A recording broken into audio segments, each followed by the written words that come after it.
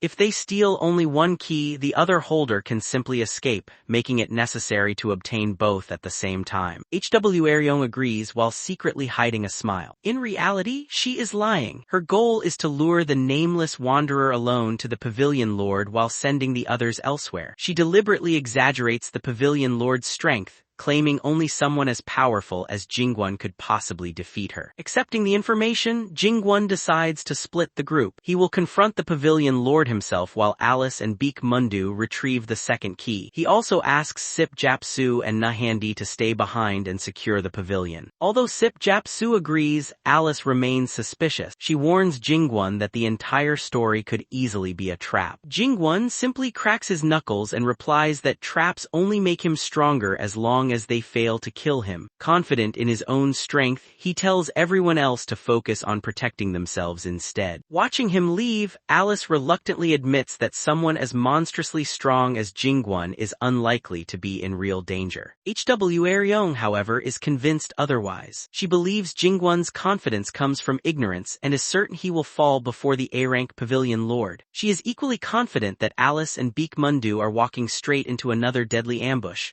where a powerful mafia operative is already waiting inside the VIP room. Outside the VIP corridor, Baekmundu admits he has no doubts about Jin-Gwon's safety, but he worries that the VIP room will be heavily guarded. Jin-Gwon calmly assures him that there is nothing to worry about because he has already thought of the perfect plan. Seeing the strange look on Jin-Gwon's face, Baekmundu immediately develops a bad feeling. The scene shifts to the pavilion's VIP room. Several muscular mafia members are drinking together when the doors suddenly slide open. Wondering who summoned entertainers, they are surprised when Alice gracefully enters wearing a Jising outfit. Introducing herself as Choryong, she explains that they came voluntarily to serve the guests. The gang members are immediately captivated by her appearance and ask whether only the two of them have come. Alice smiles and introduces her shy older sister, Hwa. Standing behind her is Baekmundu, awkwardly disguised as a Jising with heavy makeup, lipstick, and an extremely embarrassed expression. To his complete disbelief, the mafia members enthusiastically praise his appearance,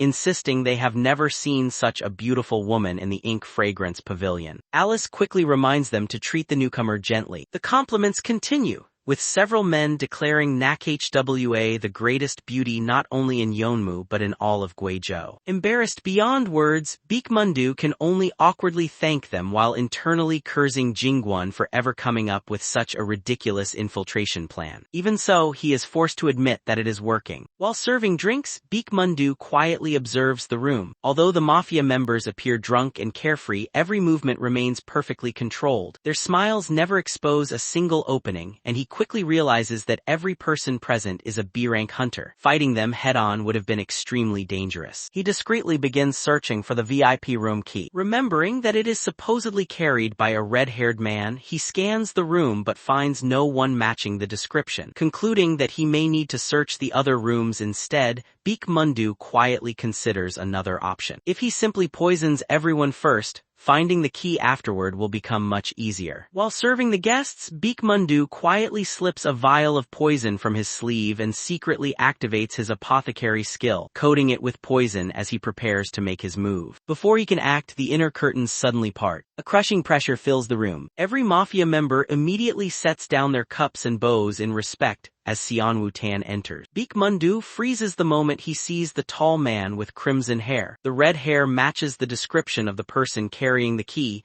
but he quickly realizes that finding the key is no longer his biggest concern. Even without sensing his full power, he can immediately tell Seonwoo-tan is an A-rank hunter. As Seonwoo-tan lazily walks into the room, his overwhelming killing intent dominates the entire hall. Baek Mundu cannot help recalling Jin-Gwon's earlier instructions to simply retrieve the key from the VIP room while Jin-Gwon handled the pavilion lord. Now facing an A-rank hunter, he can only think that the mission is far more dangerous than Jin-Gwon made it sound. Xian Wutan takes the seat at the head of the table and casually remarks that Nanhyang must have tampered with the drinks served earlier. One of the mafia members immediately offers to prepare a fresh table of alcohol. Xian Wutan declines. Instead, he concludes that Nanhyang would only resort to such a cheap trick if she had a larger plan in motion tonight. Curious to see how everything unfolds, he simply orders more alcohol. His attention then shifts to Alice and Baek Mundu. Coldly ordering them to serve him, he waits impatiently. Relieved that he had already used medicine to conceal both his and Alice's presence,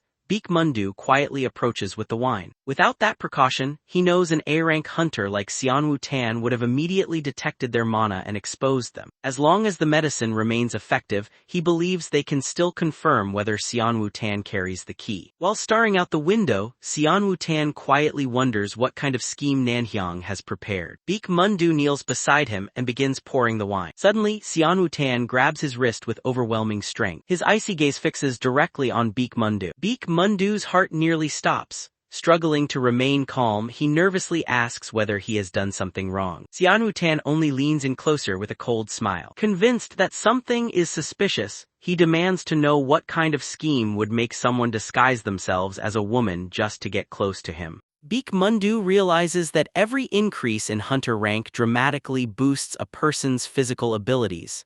The higher the rank, the greater the difference in power. As Xian Wutan's grip tightens around his wrist, Baek Mundu desperately begs him to let go. The overwhelming strength of an A-rank hunter leaves him unable to break free. Xian Wutan stares straight through his disguise and demands to know what scheme Nanhyang is planning. Thanks to his extraordinary senses, he has already detected the faint scent of anesthetic powder lingering on both Baek Mundu and the wine. Baek Mundu desperately claims he knows nothing about it and insists he merely came to serve drink. His mind races as he realizes Xian Wutan possesses the beast attribute, an extremely rare ability that greatly enhances all 5 senses. Unlike hunter ranks, attributes are rare powers awakened only by a small number of hunters after reaching higher rank. Baek Mundu himself possesses the poison attribute, which allows him to infuse his skills with poison. Xian Wutan refuses to believe the explanation, pointing out that both Baek Mundu and the wine carry the scent of anesthetic powder. He accuses him of lying. Baek Mundu quickly improvises, claiming he accidentally spilled the alcohol on his clothes, which is why the smell remains. Even so, Xian Wutan remains unconvinced. Before Baek Mundu can think of another excuse, Alice suddenly grabs the poison bottle and drinks the entire contents in one gulp. Pretending to become heavily intoxicated, she staggers around the room before collapsing onto the cushions, joking that it is fortunate she only spilled some of the alcohol. Disgusted by the spectacle, Xian Wutan orders both women thrown out immediately. Outside the VIP room, Baek Mundu sighs in relief. Although they failed to obtain the key, he considers simply surviving an encounter with an A-rank hunter an achievement. Alice suddenly reveals she accomplished far more than that. When Baek Mundu asks whether she was really drunk, Alice cheerfully admits she was only acting. As a thief, eliminating suspicion is second nature to her. She then proudly reveals that she stole a pouch directly from Xian Wutan's pocket. Baek Mundu is completely stunned that she successfully pickpocketed an A-rank hunter without being noticed. Remembering an earlier conversation, Baek Mundu recalls questioning why Jin-Gwon insisted on bringing a mere D-rank thief along instead of letting him handle the mission alone. Jin-Gwon had responded by asking what rank Baek Mundu believed he possessed. Without hesitation, Baek Mundu answered that Jin-Gwon had to be at least a rank. Jin-Gwon then asked whether Baek Mundu would believe Alice could steal something from his pocket without him noticing. Baek Mundu had laughed at the idea, insisting that anyone capable of doing that could never be just a D-rank hunter. Now standing in the hallway, he realizes Jin-Gwon had been right all along. As Alice opens the stolen pouch, however, she discovers there is no key inside. Still amazed by her skill, Baek Mundu also realizes Alice deliberately drank the poisoned alcohol to save him from Xian Wutan's suspicion, putting herself in danger as well. Alice casually asks whether he is unhappy that she helped him. Embarrassed, Baek Mundu reminds her her they are technically sworn enemies. Alice agrees but explains that she could never abandon someone right in front of her, especially because Jin-Gwon would have done the same. Baekmundu is genuinely surprised that such a simple reason motivated her action. Alice proudly asks whether that makes her seem impressive. Although he dismisses it as foolish sentimentality that could get someone killed, Baekmundu cannot completely hide a small smile. As a reward, he offers to brew her a growth potion once they return. Alice's face immediately lights up with excitement. At that moment, however, they realize two critical mistakes. First, every member of the Ink Fragrance Pavilion is loyal to Nanhyang. Before they can react, an explosion tears a massive hole through the wall. Xianwu-tan steps through the opening. He reveals that the moment someone attempted to poison him, he had already decided to kill everyone involved. The second mistake soon becomes equally clear. Because of the beast attribute, Xianwu-tan instinctively marks everything he owns with his scent and becomes fiercely possessive of his belonging. He praises Alice's incredible talent for deceiving his senses long enough to steal from him, but makes it clear he has no intention of letting them escape. Growing excited for his first true hunt in years, Xianwu-tan unleashes Predator's Roar. The terrifying skill instantly paralyzes both Alice and Baekmundu. Their bodies become too heavy to move as the overwhelming pressure crushes them. Realizing Alice cannot escape, Baekmundu forces himself in front of her to shield her. Xianwu-tan casually knocks him away with a single punch, sending him crashing across the corridor. Alice can only watch in horror as Baekmundu is thrown aside. Slowly approaching his helpless prey, Xianwu-tan promises not to kill them immediately because he intends to enjoy the hunt after waiting so long for worthy entertainment. Barely able to breathe, Alice realizes he resembles a monstrous gate beast more than a human hunter. As Xianwu-tan demands that his prey fight back, Baekmundu releases his apothecary skill, Poison Torrent. A dense cloud of poisonous mist instantly fills the corridor, completely blocking Xianwu-tan's vision. Rather than becoming frustrated, Xianwu-tan laughs. He recognizes that Baekmundu is trying to use poison to interfere with his enhanced sense of smell and praises the desperate struggle, believing frightened prey is far more entertaining. Hidden inside the poisonous fog, Baekmundu quietly coughs before confirming that he deliberately created the opening Alice needed to escape. Now, with her safely gone, he prepares to face the enraged beast attribute hunter alone. Baekmundu silently urges Alice to run. Moments earlier, he secretly drove an acupuncture needle into her neck, knowing it would neutralize the paralysis caused by Xianwu-tan's Predator's Roar. He realizes they have no chance of escaping together, so he resolves to hold Xianwu-tan back while Alice finds Jin-Gwon and reports everything. Holding back tears, Alice calls him a hopeless drug addict before reluctantly running away. She jokingly declares that saving his life cancels out the growth potion he promised her, then tells him to stop acting tough and survive until she returns with Jin-Gwon. With Alice gone, Baekmundu faces Xianwu-tan alone. Drawing his heavy apothecary needle, he prepares for battle. Xianwu-tan bursts into laughter, praising Baekmundu's courage and remarking that if they were not enemies, he would have gladly made him his companion. Barely blocking the incoming attack, Baekmundu angrily reminds him that he is a man, not the kind of companion Xianwu-tan is imagining. To withstand the overwhelming assault, Baekmundu consumes another forbidden pill, an apothecary technique that temporarily enhances his physical abilities through poison. It is already his second pill. He used the first to survive Xianwu-tan's opening attack, while the second pushes his body even further. Although the enhancement far surpasses ordinary strengthening skills, every pill also fills his body with more poison. As Xianwu-tan continues attacking, he is delighted that a mere B-rank hunter can still keep up with him. Meanwhile, Baekmundu feels the poison spreading through his veins and realizes taking another forbidden pill could be fatal. Growing more excited, Xianwu-tan decides to stop holding back. He leaps into the air and crashes down with such force that the ground shatters beneath him. The impact sends Baekmundu flying across the floor as he coughs up blood. Even while badly injured, he realizes the devastating shockwave came from nothing more than Xianwu-tan stomping the ground, fully revealing the terrifying difference between an A-rank and a B-rank hunter. Xianwu-tan notices that Baekmundu deliberately threw himself backward to lessen the impact. Believing the fight is over, he prepares to grant his opponent a quick death. Before he can finish, however, he sees Baekmundu forcing himself back to his feet. A bloodstained grin spreads across Baekmundu's face. Amused, Xianwu-tan compares him to a cornered rat finally deciding to bite back. Baekmundu admits that this this kind of reckless struggle is completely unlike him. He freely acknowledges Xianwu Tan's strength but refuses to believe it is enough to make him give up. After following Jin-Gwon, he has already witnessed monsters far stronger than Xianwu Tan. Because of that experience, he genuinely believes he still has a chance, even if it means risking his life. Xianwu Tan dismisses the statement as the delusion of a B-rank hunter who has finally lost his mind. Spitting out another mouthful of blood, Baekmundu quietly agrees that even he finds his own actions strange. Under normal circumstances, he would have abandoned Alice and escaped without hesitation. That decision would have perfectly matched the old Baekmundu. But he knows Jin-Gwon would never have left her behind. Realizing that Jin-Gwon's actions have begun changing him,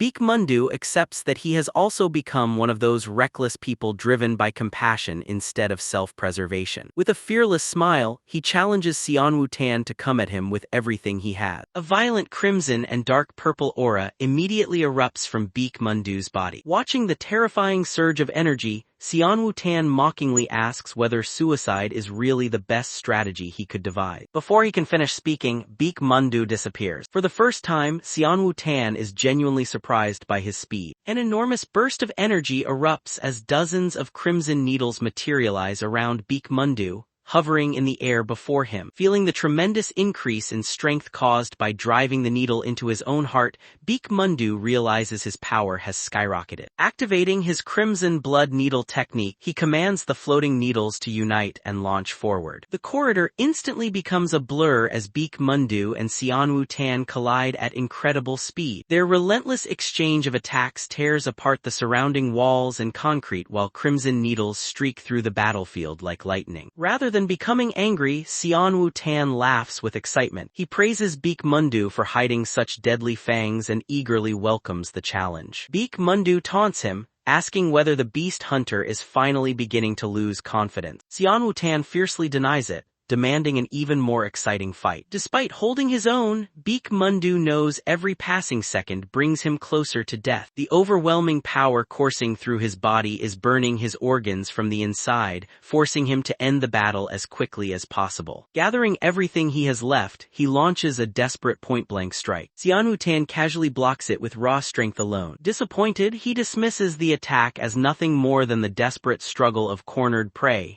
insisting that such a weak sting could never stop a true beast. Instead of panicking, Baekmundu smiles. The seemingly reckless attack was only a distraction. A hidden follow-up trap activates behind Xianwu Tan. Mocking him, Baekmundu remarks that after acting like a beast for so long, perhaps he has also started thinking like one. As Xianwu Tan senses another sudden surge in Baekmundu's aura, he immediately realizes the needle must contain an incredibly powerful medicine. At the same time, he correctly concludes that such an overwhelming enhancement must carry an equally devastating cost. Baekmundu silently admits he is right. Every battle demands a price. The technique he activated is his Apothecary Awakening skill, Heart Poison Severe Death Needle. By injecting awakening poison directly into his own heart, the secret technique pushes both his physical abilities and apothecary skills to their absolute limits. However, the poison continuously spreads throughout his body, bringing him closer to death with every passing moment. Until now, Baekmundu never imagined he would be forced to use such a suicidal technique. As the battle rages on, he recalls an earlier conversation with Jin-Gwon. Back then, Baekmundu had asked how he could become stronger. Jin-Gwon casually suggested using the transformation technique Baekmundu had demonstrated before. Baekmundu explained that it required mana stones and was reserved only for enemies beyond his ability to defeat. With no mana stones left, the only remaining option was a forbidden technique that demanded he risk his own life, making him unwilling to use it. Jin-Gwon simply struck him on the head and scolded him for asking a question he already knew the answer to. According to Jin-Gwon, anyone unwilling to risk their own life could never truly become stronger.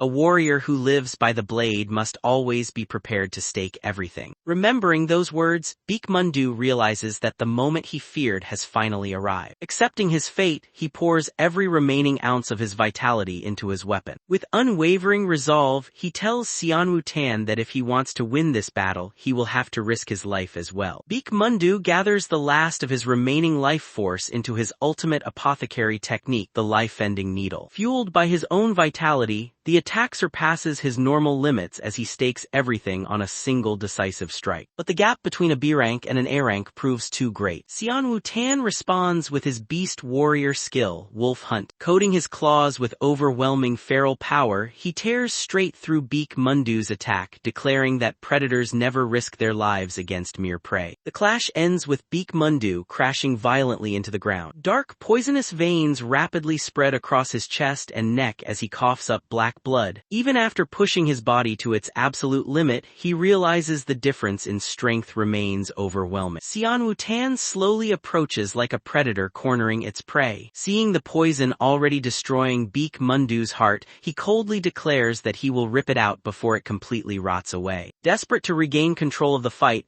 Beak Mundu tries to stand. His body no longer responds. The price of using the heart poison's severe death needle has finally caught up to him. With one last effort, he unleashes another poison torrent, filling the alley with dense black poisonous mist. Xian Wu-tan simply laughed. The cloud means nothing to him. Unable to move properly, Beak Mundu desperately drags his broken body through the dirt, hopping to escape. Heavy footsteps immediately approach through the darkness. Xian Wu-tan appears directly above him. Mocking the repeated trick, he calmly explains that his beast attribute grants senses far beyond those of ordinary hunters. He knew Beak Mundu's location from the very beginning and merely pretended to search because giving prey both hope and despair makes the hunt more enjoyable. Grabbing Beak Mundu by the throat, Xian Wu-tan lifts him into the air. Barely able to breathe, Beak Mundu quietly admits that Xian Wu-tan truly is a monster. As his consciousness begins fading, he accepts that even without Xian Wu-tan, the poison consuming his own body would have killed him soon enough. Looking back on his life, he regrets spending so many years deceiving others.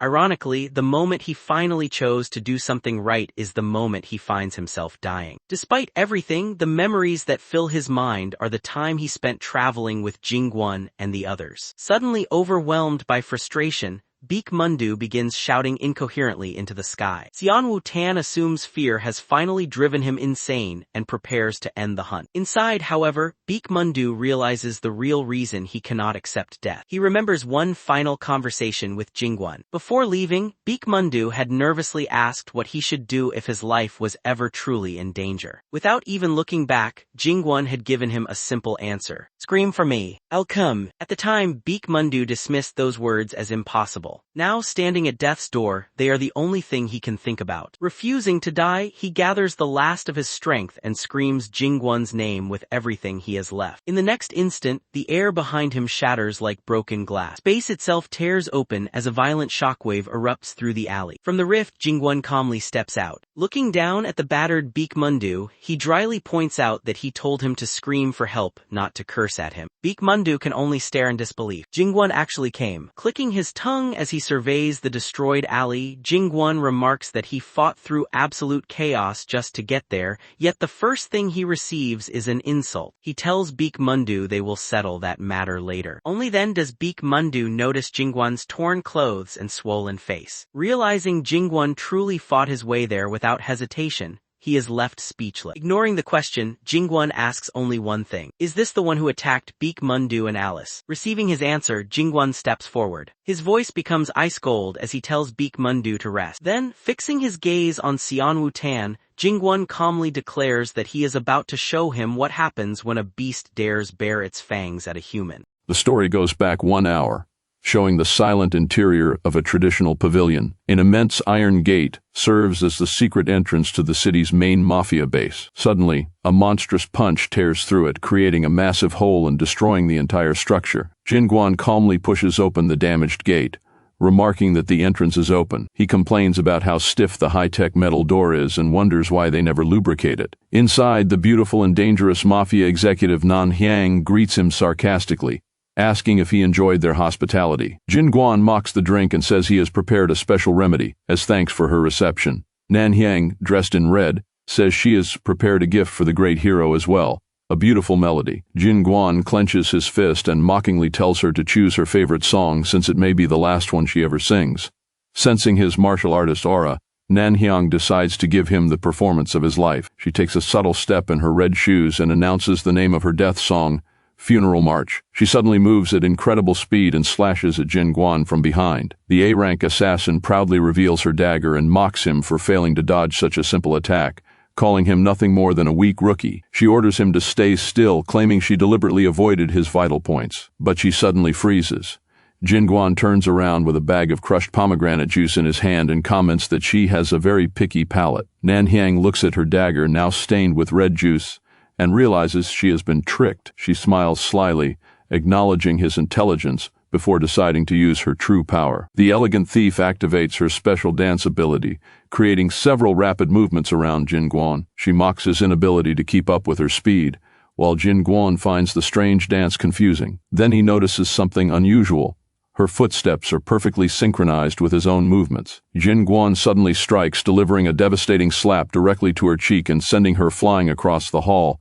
The impact creates a huge cloud of smoke and dust. Jin-Gwon sighs in relief, remarking that keeping up with modern trends is extremely difficult. Nan-hyang spits blood onto the wooden floor, shocked that she lost consciousness for several seconds. Jin-Gwon then remembers that he forgot to ask where she hid the key to the secret portal. Nan-hyang rises furiously and accuses him of cowardice for striking a lady's face. She gives him a sinister smile before pulling out a black leather whip, preparing for a second round.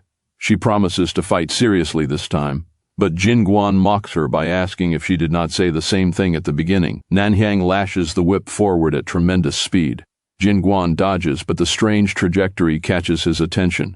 She begins twirling the whip through the air, creating a continuous barrier of magical energy around him. Jin-Gwon smiles slightly, dismissing the noisy display as a waste of time. Nan-hyang asks whether he really thinks an attack must cause physical damage to be dangerous. Jin-Gwon suddenly freezes as his chest begins pounding violently. Nan-hyang smiles, noticing his racing heartbeat, and explains that her enchantment attribute turns anyone touched by her mana into her slave. She proudly declares that the charm of an A-rank user is 100 times more powerful than any love potion. She unleashes a relentless series of whip strikes, flooding Jin-Gwon's body with a seductive magic. He realizes that the strange energy is invading and controlling him through every contact with the whip. Laughing irrationally, Nan-hyang orders the nameless wanderer to crawl submissively toward her. Under the illusion, Jin-Gwon begins seeing her as the most beautiful and sweetest woman in the world. His face turns red as he praises her beauty like a lovesick fool unable to resist. Nan-hyang celebrates, claiming he is no different from any other man and praising him for enduring the enchantment for so long. Jin-Gwon struggles to regain consciousness by biting his lips,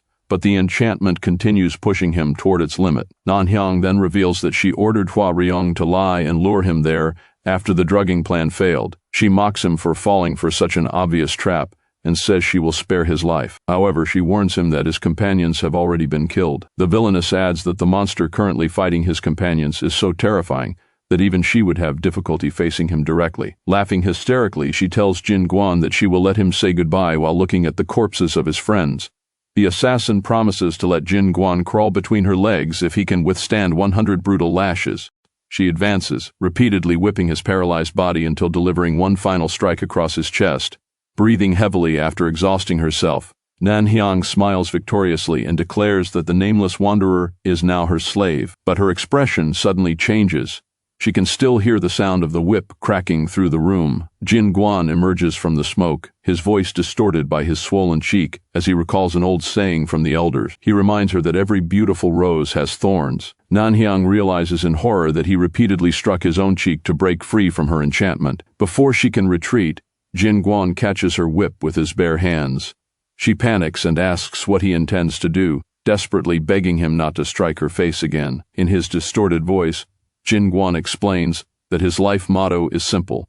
Any favor or revenge received in battle must be returned twofold. The scene then shifts to the quiet exterior of the luxurious pavilion where the battle has finally ended. Back in the present, Jin-Gwon confirms to Mun-do that his previous fight was indeed quite impressive. He sends the apothecary to treat the wounded, and says he knows the perfect remedy for biting puppies. San Wu-tan watches Jin-Gwon with suspicion, impressed that he approached without making a sound. The A-rank hunter realizes that this is the famous nameless wanderer and wonders how Nan-hyang's men failed to capture him. Noticing Jin-Gwon's swollen cheek, San Wu-tan laughs and calls the legendary nameless wanderer a disappointment. He warns Jin-Gwon that he has no interest in someone else's leftovers and offers to spare his life if he surrenders. Jin-Gwon scoffs and tells him to shut up, complaining that his breath reeks every time he speaks. Mundo realizes that Xian Wutan possesses the beast attribute, which reflects his desires and enhances his physical abilities. He compares the noisy hunter to a chihuahua, and Jin-Gwon agrees that the nickname suits him perfectly. Xian Wutan's face turns red with rage. He vows to devour both of them, while the apothecary nervously remarks that his words are rather rude. Ignoring his boss's orders, Xian Wutan activates his special ability and unleashes the explosive strength of a beast. He charges forward with terrifying roars, promising to tear Jin-Gwon apart, until nothing remains. The apothecary watches in terror as the A-rank hunter unleashes a rapid series of devastating attacks, each strike cutting through the air with tremendous force. Jin-Gwon simply smiles and remarks that a good beating is the best remedy for a rabid dog. Xian Wutan attacks with the fury of a wild beast, but Jin-Gwon easily dodges. Jin-Gwon thinks that whether his opponent is naturally beast-like or simply drank too much the previous night, anyone wearing a human face should at least have enough shame to recognize his own crimes. He clenches his fist and gathers an enormous amount of energy. Then Jin-Gwon delivers a devastating punch directly onto the head of the A-rank hunter. Boom! The blow creates a massive beam of light that drives Xian Wutan into the ground and destroys the surrounding area. Under the moonlight, the beautiful traditional city is suddenly illuminated by the catastrophic blast. A tremendous roar echoes throughout the region as the luxurious pavilion collapses into flames. From a safe distance, the apothecary and the elder watch the destruction. The elder remarks with relief that they managed to evacuate everyone before the building collapsed. Alice stares into the flames in fear and calls out Jin-Gwon's name. She then runs desperately through the smoke and wreckage, searching for him with tears in her eyes. Suddenly, she stops. A familiar silhouette calmly emerges from the black smoke. Alice rushes toward Jin-Gwon, relieved to see that he survived. She immediately warns him that the apothecary is in serious danger, but Jin-Gwon simply replies with his swollen cheek that he already knows. He runs past her, leaving Alice confused. Only then does she notice the mysterious note Jin-Gwon has left in her hand without her realizing it. She quickly reads it and discovers that he ordered everyone to evacuate the pavilion immediately because the area was about to become extremely dangerous. Alice wonders what Jin-Gwon intends to do against the mafia. Jin-Gwon silently looks over the ruined pavilion as heavy rain begins falling from the dark sky. He rubs his cheek and happily remarks that the swelling has finally gone down thanks to the excellent exercise. Nearby, the once powerful A-rank hunter lies completely defeated, face down among the wreckage. The hero gently pats the defeated hunter on the head, telling him to wake up because there is no point sleeping after taking just one punch. The villain suddenly wakes, startled and spitting blood. Jin-Gwon laughs and remarks that he is much tougher than he looks. The wounded apothecary watches silently, still shocked by how easily his master dealt with such a dangerous opponent. He already knew Jin-Gwon was strong, but defeating an A-rank fighter with a single punch is beyond anything he imagined. Mundo suddenly remembers calling this terrifying monster a son of a bitch moments earlier. He freezes before dropping to his knees and desperately apologizing, insisting that he never meant to offend his beloved lord. To his surprise, Jin-Gwon turns around with a gentle smile and tells him he did well. He praises Mundo's courage, explaining that because he held the villain back, Alice was able to escape safely. Jin-Gwon places a hand on Mundo's shoulder and sincerely thanks him for his efforts that night. Mundo becomes emotional at the praise, looking at his master with renewed respect. He finds it strange that Jin-Gwon is calling him by his real name instead of his usual drug addict nickname, but quickly hides his feelings and points toward the defeated hunter. "Lord, what should we do with this bastard?" Jin-Gwon steps onto the hunter's back and looks down at him firmly. "We've finally caught the hunting dog. Now we just have to find out who its real owner is. Who's holding the leash?" Heavy rain continues falling beneath the dark clouds covering the mysterious mountain. The defeated hunter begins recalling his past. He explains that he was the son of a hunter, and that the forest was both his home and school. From a young age, he learned to hunt and survive among wild animals. The wilderness taught him everything he needed to know.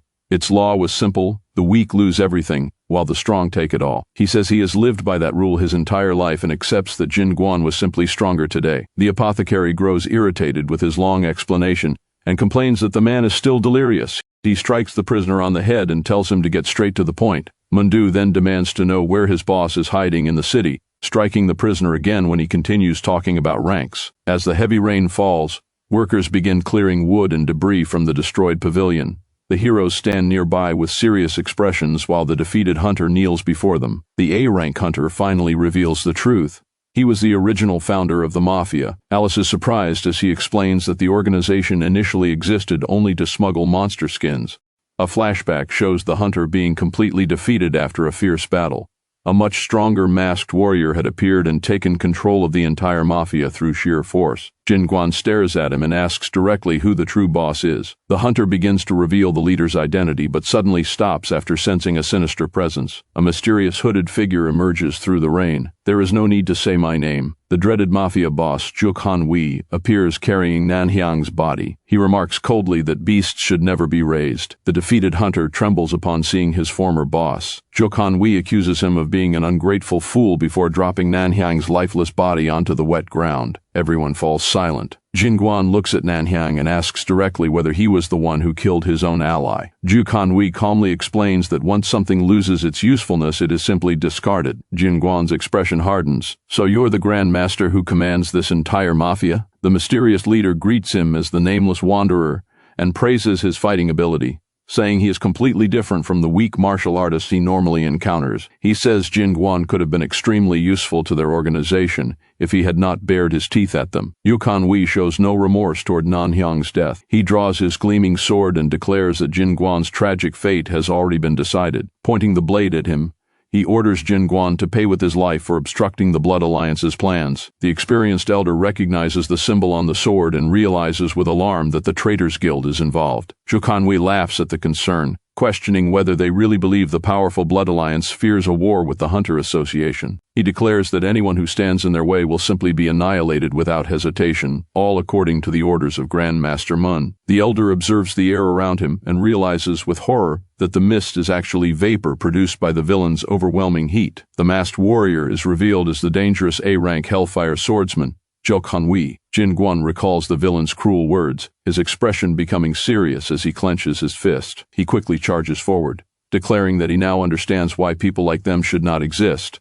He prepares a devastating hammer fist. Hammer fist. Juk Han-wee swings his blazing sword and activates his Calamity Flame technique. A massive explosion of red fire consumes the area, creating an enormous wall of heat even through the rain. Mun-do and the elder recoil, struggling to breathe under the intense temperature. Jin-Gwon and Juk Han-wee exchange brutal attacks amid the flames, each clash producing powerful explosions and scattering sparks across the battlefield. Juk Han-wee admits that he now understands why Jin-Gwon is so confident, but warns that the world always has a strict hierarchy of power. He activates Calamity Flame Judgment, determined to finish Jin-Gwon. He declares that there are mountains of power the martial artist will never be able to overcome, but Jin-Gwon's punch breaks straight through the wall of flames and slams into Juk Han-wee's face. The impact sends the mafia boss flying. He crashes violently into the stone floor, destroying it and sending dust, debris, and broken wood in every direction. Juk Han-wee remains on his knees, stunned that he lost sight of Jin-Gwon for even a moment. Jin-Gwon calmly approaches and mocks him, saying that most of his long speech only served to earn him a beating. Juk Han-wee rises with clenched teeth, furious and humiliated. He swears to teach Jin-Gwon an unforgettable lesson. Jin-Gwon casually raises 2 fingers, mocking the swordsman and making his point clear. Being a martial artist does not mean everyone is on the same level. Heavy rain pours from the sky as Jin-Gwon and Juk Han-wee face each other. Baek Seol watches carefully, thinking that Juk Han-wee's movements are far from normal. His flame attribute also has perfect synergy with his swordsmanship, while his skill usage and attack power are on a completely different level from an ordinary A-rank hunter. Juk Han-wee grits his teeth. "A Muram bug like you." He charges forward and activates his skill. "Don't expect to leave here alive." Hellfire Blade, Condemnation. Jin-Gwon calmly steps aside and dodges the attack. As he moves forward, Jin-Gwon looks back and says mockingly, "For all that talk." He turns and throws a powerful punch. Juk Han-wee blocks it with his sword, but the force sends him sliding backward.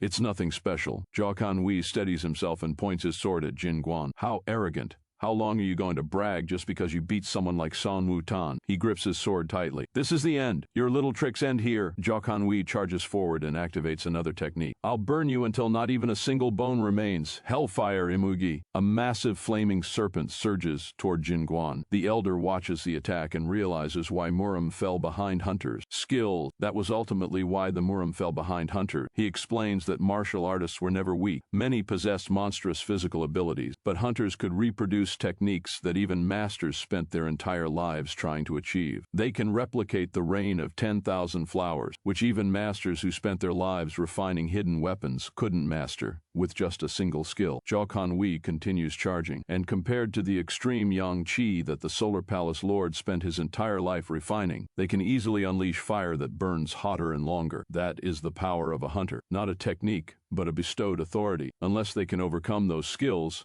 a martial artist can never defeat a hunter. Multiple flaming serpents rush toward Jin-Gwon. Jin-Gwon spreads his legs, clenches both fists, and calmly responds. I see. I understand perfectly. With a smile, he adds, correct. It's a difference in weaponry. The elder closes his eyes. No, it's not. Jiao Wei's expression twists with anger. This bastard won't let go. Jin-Gwon charges forward. Do I look like I'm joking? The two exchange multiple attacks at incredible speed. Suddenly, Jiao Wei's eyes widen. My hellfire was pierced? A strike reaches his face. What is this? Jin-Gwon's attack misses Jiao Wei's face by barely an inch, forcing him to jump backward. Jin-Gwon looks at him calmly. How do you like my spear? Just a graze sends shivers down your spine, doesn't it? A spear? Were you hiding a weapon? So you used your fists as a decoy to pull a cheap trick. Jin-Gwon raises two fingers. This is the ultimate spearmanship I created, finger fists. He points the two fingers toward Jiao Wei. How does it feel to almost have a hole blown through your head? Jiao Wei clenches his teeth. You son of a bitch. He grips his sword again and prepares to charge. Fine.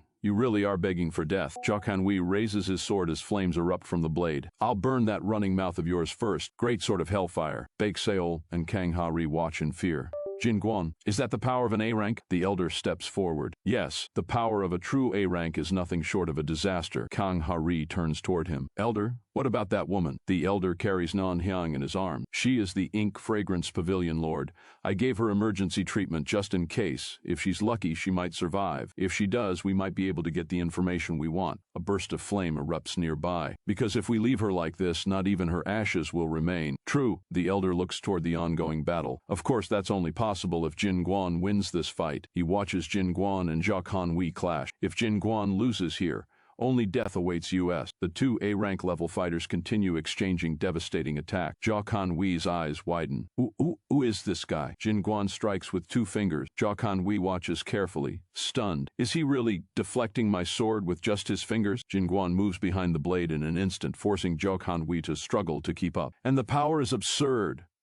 My entire hand goes numb every time I block, but Jiao Wei notices something. But this strike is definitely lighter. It seems you're finally losing strength. A smug smile appears on his face. Yes, this is the limit of you martial artists. The elder narrows his eyes. The second difference between hunters and martial artists: internal energy and mana. He explains that awakened hunters do not need years of cultivation to refine their power. Mana allows them to directly absorb and use the energy of nature, while internal energy must be refined over a long period. Once awakened, mana can be used endlessly. That is the biggest difference between martial artists and hunters. Jin-Gwon remains silent, pointing a finger toward Jiao Wei as yellow lightning gathers around his hand. Jiao Wei charges forward. A martial artist who runs out of internal energy is nothing but a mere mortal. Do you finally realize the difference between us? His eyes widen as he smiles. Despair before this infinite power and get crushed like the bug you are, martial artist. Jin-Gwon calmly keeps his finger pointed at him. You know, you've been putting on a one-man show this whole time. Are you bored? He raises his other hand and clenches his fist. Then how about we try a twist on a classic? It's just a slight variation, but Jiao Wei is stunned. What? Jin-Gwon raises his fist. This is the hammer. He blocks Jiao Wei's sword with two fingers. This is the chisel. Jin-Gwon drives his fist forward. Rock splitting. Boom. The impact breaks through Jiao Wei's defense and sends him crashing backward. Dust erupts as he slams into the ground. Gah! Jin-Gwon looks at his fist with a slight smile. Wow, that worked better than I thought. This is the blood and sweat of stonemasons, meticulously carving stone piece by piece. He raises his fingers again. A secret technique infused with craftsmanship and a steadfast mind. The hammer and chisel fist. Baek Seol watches in disbelief. You talk so much about skills and internal energy, Kang Ha-ri adds, but none of your attacks are landing. The elder simply responds, that guy is just weird. Jiao Wei remains silent as a memory from his past resurfaces. Someone grips him by the neck and lifts him off the ground. To think you cannot even use martial arts. You are a disgrace to the family. We have no use for trash here. The memory fades. Back in the present, Jiao Wei covers his face with one hand. How dare you? How dare you? His restraint finally breaks. You bug! Mere martial artist. Jin-Gwon watches him carefully, sensing a strange energy. This strange energy. Jia Kanwi summons a red mana stone. Jin-Gwon immediately recognizes it. That's a mana stone. The mana stone melts into Jia Kanwi's hand, releasing a violent surge of power. Jin-Gwon charges forward and prepares a powerful punch. With a single strike, Jin-Gwon punches a massive hole through Jia Kanwi's body, and is surprised that the fight seems to end in one hit. Jia Kanwi immediately dissolves into flames. Confused, Jin-Gwon watches as multiple fireballs rise into the air.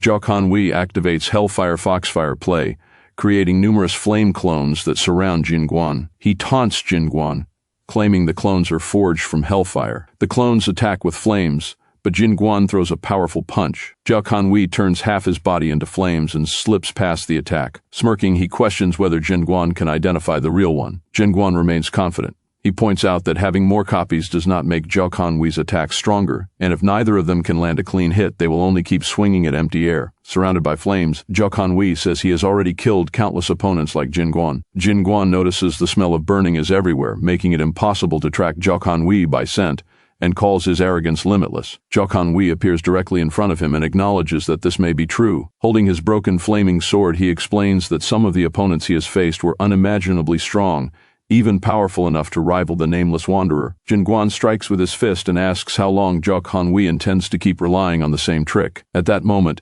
Jin-Gwon senses something and his eyes widen. Jia Kanwi explains that people who preach chivalry and righteousness while playing the hero all share one weakness. Once what they value most is destroyed, they break down completely. Alice suddenly approaches Jia Kanwi. He looks at her and explains that destroying what a person holds dear is enough to make them crumble. Alice's eyes widen in confusion. Meanwhile, Jin-Gwon remembers his father from the past. His father used to pat his head and teach him that winning a fight alone does not make someone strong. A truly strong person, he said, never lets go of what is precious to them. Back in the present, Jin-Gwon realizes what Jia Kanwi is targeting. Seeing Alice struggling against the heat, he urgently calls out to her. Jia Kanwi gives a side smile and considers Alice his first victory. The old man and Baekmundo are shocked, while Baekmundo identifies Jia Kanwi as D-rank. Jia Kanwi's eyes turn red as he thinks that battles between masters are decided by the smallest difference, and that difference comes down to a single moment of focus. He tells Jin-Gwon to regret his carelessness and suffer from losing his comrade. Jia Kanwi swings his sword at Alice, but she barely dodges it, realizing how close she came to dying and complaining about the heat. Jia Kanwi is stunned that she avoided his attack. He realizes this is not something an ordinary D-rank could have dodged and notices that his fingertips trembled, meaning someone must have deflected the sword's path. Suddenly, Jin-Gwon launches himself at Jia Kanwi. Recognizing him, Jia Kanwi curses the nameless wanderer for interfering until the very end. Jin-Gwon responds with an insult as his attack crashes into the ground, creating a massive explosion and sending dust through the area. Jia Kanwi manages to dodge and realizes that Jin-Gwon relies on overwhelming brute force. If the fight becomes a contest of power, he believes he has the advantage. He plans to control the battlefield through superior speed and wait for the right opportunity. Jia Kanwi decides to begin by destroying everything Jin-Gwon is trying to protect, one person at a time. He activates Flame Hell Thunderclap and attacks Baekmundo. With a side smile, he notes that Jin-Gwon is finally moving exactly as planned and has foolishly chosen to play the hero by protecting someone while the enemy is right in front of him. Jin-Gwon steps forward and blocks the attack with his fist. Baekmundo is shocked to see his lord protecting him, but Jin-Gwon orders him to retreat, warning that Jia Kanwi is not someone he can handle. Jin-Gwon then condemns Jia Kanwi's actions. Even though he was raised in the mountains, he knows that the strong should help the weak rather than kill them. He compares Jia Kanwi to a countryside bandit and questions whether the blood god taught him nothing more. Jia Kanwi becomes furious that Jin-Gwon dares to mention the blood god and points his flaming sword at him. The two begin exchanging attacks.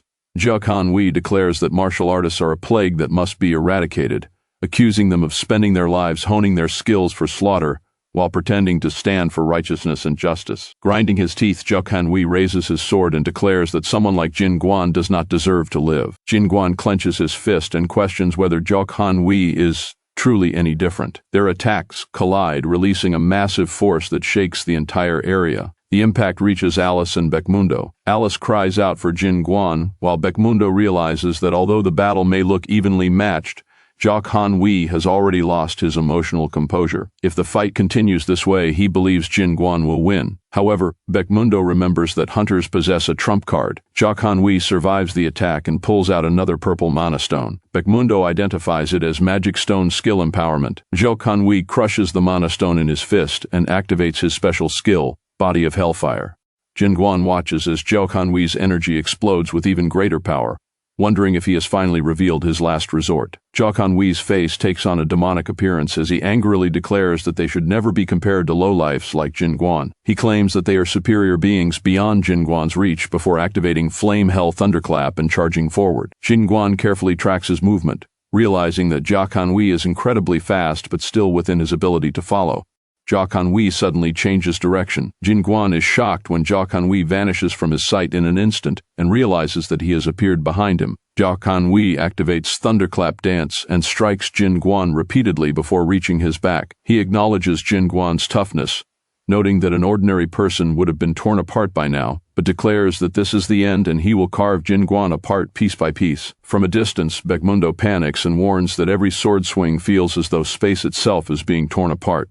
He wants to rush in and help, but the old man places Nan-hyung on the ground and tells him not to act recklessly. Jin-Gwon crosses his arms and stands his ground as Jacques Han-wei unleashes a barrage of attacks. Jacques Han-wei tells him to watch closely and questions whether his eyes truly show the gaze of a loser. Holding his black-flamed sword, Jacques Han-wei boasts about the overwhelming difference in their power. Jin-Gwon suddenly closes the distance and strikes with 2 fingers. Jacques Han-wei struggles to block the attack and coughs in surprise. Jin-Gwon clenches his other fist and remarks that the noisy little fly is finally visible to him. Jacques Han-wei is shocked by the statement and becomes furious.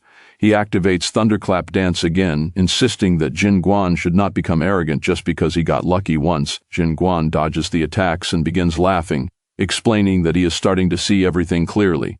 The old man narrows his eyes. Hidden beneath Jacques Han-wei's immense martial prowess, he begins to wonder if he has finally understood what is really happening. After 10 years of secluded training in the mountains, Jin-Gwon gained an incomprehensible level of power. But that overwhelming power itself may be the very issue. The old man closes his eyes and explains that such overwhelming power inevitably creates a side effect, distancing oneself from actual combat. If that is the case, this may be Jin-Gwon's first proper real battle. Jin-Gwon and Jacques Han-wei stare each other down. Baekmundo grows worried, feeling uneasy about the elders saying something favorable to their side.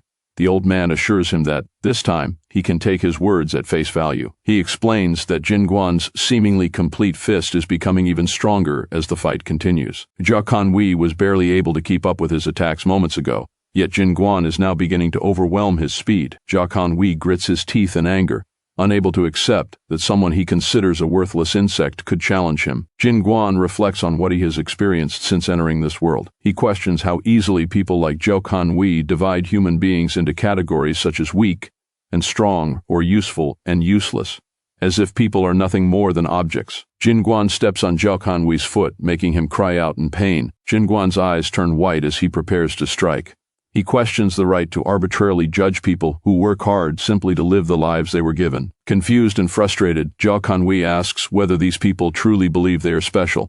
His face darkens, and his red eyes glow as he raises his black flames and activates his liberation skill, Black Sun of Hellfire. The old man opens one eye and immediately recognizes it as a bad move. Jin-Gwon notices that Jacques Han-wei has finally gathered the courage to confront him head-on. Jacques Han-wei realizes in shock that fighting Jin-Gwon directly is a battle he cannot win. Jin-Gwon raises his fist and decides to stop holding back as much. He activates Limitless Fist, Straight Punch, and closes the distance. Jacques Han-wei's eyes widen as Jin-Gwon's fist reaches him. The punch sends Jacques Han-wei flying across the mountains, and a massive cloud of dust covers the area. As the dust settles, Jin-Gwon remains standing and looks toward the shattered mountains. He realizes that he may have put too much emotion into the attack, despite thinking he was holding back. Jin-Gwon then acknowledges that he still has not fully mastered the power of Limitless Fist. What he needs now is not more training but actual combat experience. Baekmundo checks on Jin-Gwon, joking that it felt as though a meteor had just hit them. Alice grabs Jin-Gwon's arm and anxiously asks what happened. Shocked that the entire mountain was blown apart, Jin-Gwon assures them that he is fine before suddenly wondering where the senior has gone. They both turn around in shock. Baekmundo realizes that the old man was standing right there only moments ago. The scene shifts to the forest, where Jiao Kanwei has barely survived Jin-Gwon's straight punch. Blood spills from his mouth as he struggles to remain conscious. Holding his injured arm, Jiao Kanwei examines his battered body. Nearly every bone is broken, and he admits that without the magic stone, he would certainly have died. Despite his condition, Jiao Kanwei begins laughing. He is now certain that Jin-Gwon's power, especially that straight punch, is the power the blood god has been searching for. He intends to report it to the blood god. Before he can do so, a light flashes through the area with incredible speed, followed by a voice declaring that he cannot be allowed to do that. A small stone flies toward Jiao Kanwei's eye. He barely dodges it, but it still cuts his cheek. Surprised, Jiao Kanwei realizes that the attack was only a pebble. Footsteps approach as a voice remarks that clashing with one of the 4 heavenly kings immediately after entering the central plains is far too harsh for a newcomer to the Jianghu. The old man emerges from the shadows and calmly explains that a young flower bud needs time to fully bloom. Jiao Kanwei stares into the darkness and demands to know who he is. The old man introduces himself simply as an old man who wanders the world while taking on various tasks. With a cold expression, he then tells Jiao Kanwei that, as his friend, he should die for the greater cause.